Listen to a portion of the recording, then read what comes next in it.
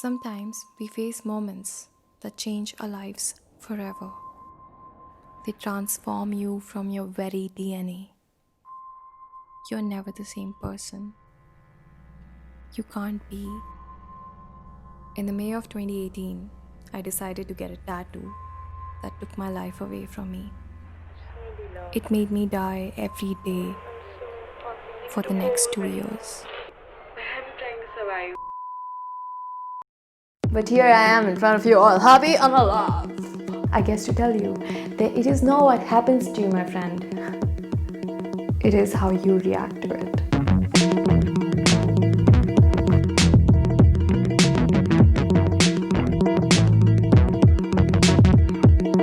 This is my story. Everything described here is based on my personal experience and is in no way trying to convey any professional advice whatsoever. Enjoy.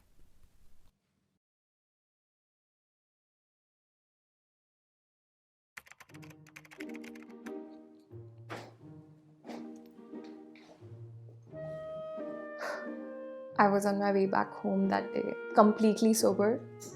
As I walked through the dense crowd of Arkepuram Friday Market, Delhi, I spotted this guy with this tattoo machine standing in the corner. And before I could process my impulse, I was standing right next to him asking him if he could make a flower on my wrist. To which he replied with a lot of confidence, "हाँ madam, हो जाएगा." I was like, okay. So I opened my phone, I opened Instagram, I had saved some images of some tattoos that I wanted, and I opened this very pretty little flower, okay, very pretty. Showed it to him. And he's like, "हो जाएगा, हो जाएगा madam." I was bored. His confidence was just like, he just knew what he was doing. And I was like, okay, how much for this? And so he thinks for a bit and goes, 150. I was like, what? Cool. And there he took my hand, took my wrist, and he started drawing. And the first line that he drew, without a draft by the way, you basically first make something on your hand, like you draw, you trace it out, and then you sort of make the final thing, but there was no process involved as such. He just took the machine, took my hand, and boom, the first line, and it was cute. It was cute. I look at it and I'm like, hey, टेढ़ी है, permanent है क्या? And he goes, madam आपको क्या लगा permanent नहीं होगा ये? इंक है, permanent होगा. And I was like, fuck. Those days I was waking up in the morning and running 5K every day. Physically, I hadn't looked better in my life, but mentally, deep inside, I was being eaten away. I was deeply depressed, and I failed to acknowledge that. I felt like the loneliest person alive, and I failed to acknowledge that. I felt like a complete loser for making decisions that costed me money and friends. The feeling of purposelessness shrouded me complete. That very instant, I knew I had made a very impulsive decision, and so I sat on the road with this guy next to a big dumping area, improvising the tattoo as it took shape. Yeah. They were passerbys, they were looking at us, they were very curious as to what is happening. It's a show. I could just think of one word, patience. And so I asked this guy, the tattoo person, I was like, "Bhaiya, aapko aata hai? ABCD aata hai aapko?" He's like, "हाँ madam." I couldn't have trusted this guy anymore. So I googled patience, the word, and I wrote down the spelling because I couldn't have mixed the I with the E. This tattoo was going to be an ugly tattoo, but it couldn't have a grammatical spelling error. To escape the most terrifying place on the planet, my own stillness and silence, I started seeking someone. I turned to dating apps to distract myself with another human. But do you know what the emptiest feeling in the world is? To wake up next to someone who doesn't care about you. You're just a body to them, a body and nothing else, flesh and bones. But that didn't stop me from filling my emptiness with even emptier people. I came back home with the tattoo on my hand, and I was quite happy because it was my first tattoo ever. I showed it to my dad and he looked at it and he was confused, but he said really nice things. He said, "Wow, how did you get it done?" He asked me for the story and I gave him the story. And then he asked me a question that would change my life forever. He said, "Did you check if the needle was fresh?" I hadn't checked the needle. In fact, that guy was not even wearing gloves. In fact, that was the filthiest place one could get a tattoo at. In that moment, I had a thought which quickly became a chain of a million thoughts. Could I get HIV? The night I got my first tattoo was also the night I got my first ever panic attack. I couldn't sleep. I couldn't breathe. I was scared. I was delirious. I went to my parents and slept in the same room as they did. There was so little self-love that it was okay for me to go to a filthy place and cover myself with something filthy and even die because of that. Because why not? What was there to live for? Next morning, I woke up absolutely anxious. I went to see a doctor to, seek some advice on what I could do now. And she said that I'd have to wait for 6 weeks to figure if I had contracted any infection whatsoever from the needle, HIV, or something else. 6 weeks.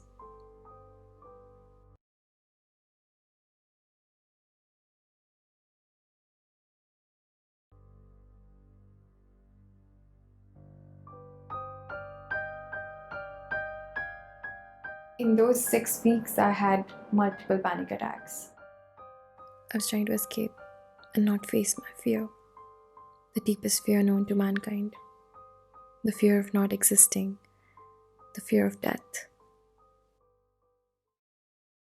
6 weeks later, I found out that I was completely healthy. In fact, physically, I was healthier than an average female my age. But who knew? It was just the beginning of the darkest days of my life.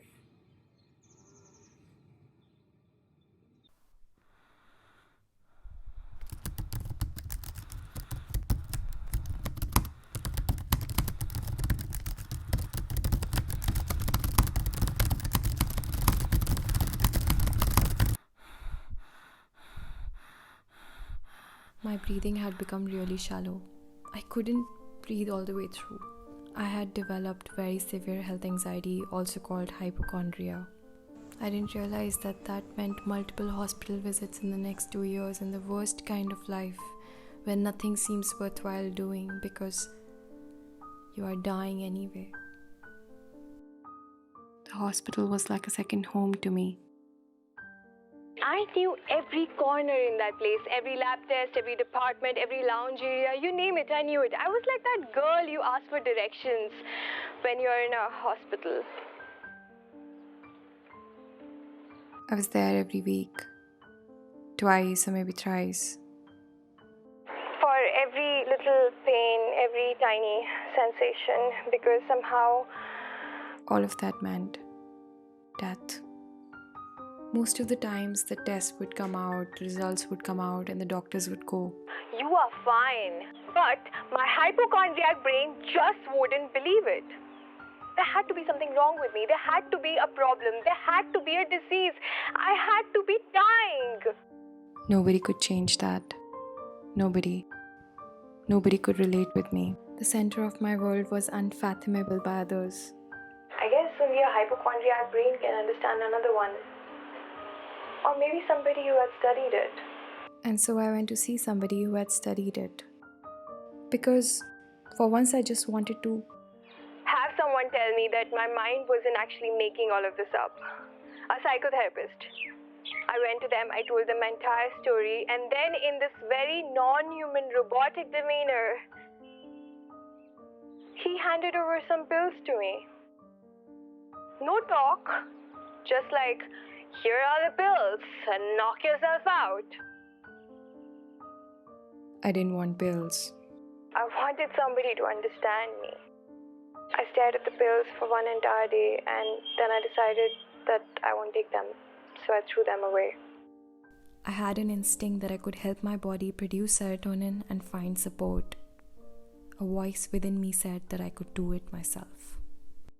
Two very important things to note over here. Number one, I saw over 10 therapists in 3 years, and not all therapists are bad. I found mine after a really long search, and she really helped me get better. Number two, pills can be tremendously helpful in curing mental health conditions. Everybody's experience is different. I personally chose not to take pills, it was a personal decision. I searched through belief, religion, science, and system. I was looking for an answer. But all of them were just like waves on the seashore. They would touch my feet and then they would go. And my feet were dried off again. I would find myself shivering in absolute fear again and again, not knowing where to go or what to do to not feel this way in the silence of the night.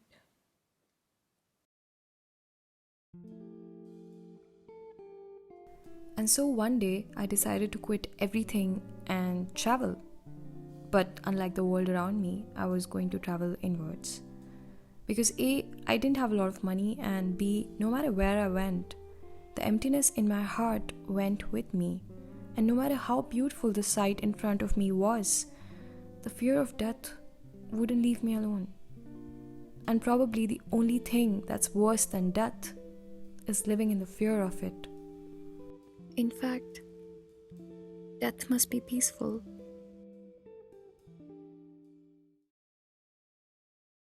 Alright, boys and girls, are you ready for this? My journey inwards begins. I found yoga, meditation, music, dance, reading, and journaling. I knew the answers were within me, lingering. I found people who would help me move ahead. Some weird-ass light was guiding my footsteps. I call it magic.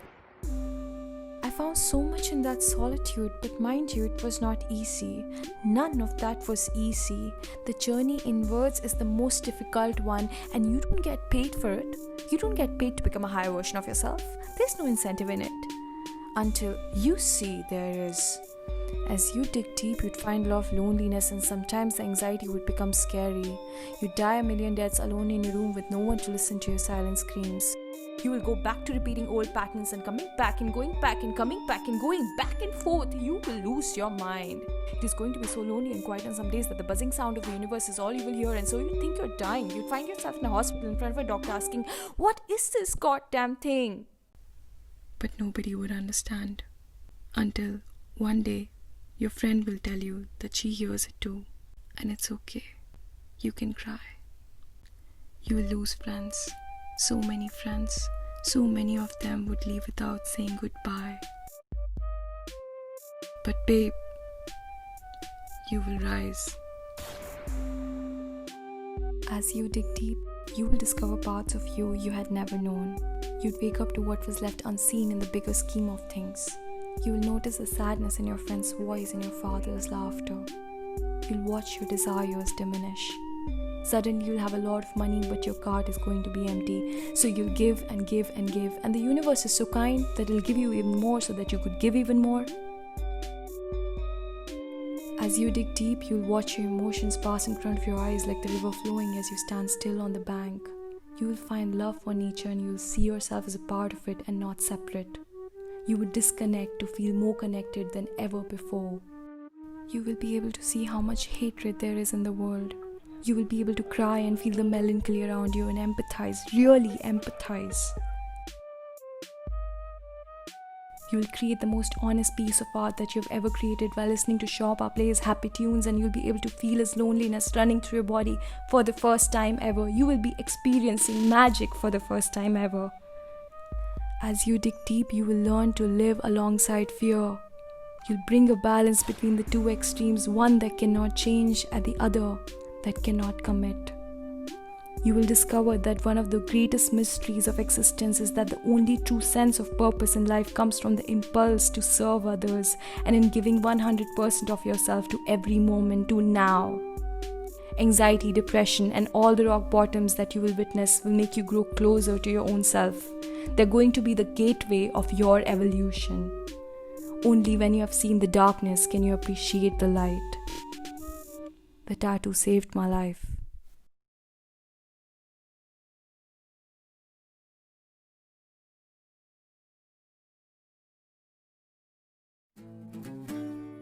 I usually shy away from telling this story because I feel really stupid telling this story to anybody.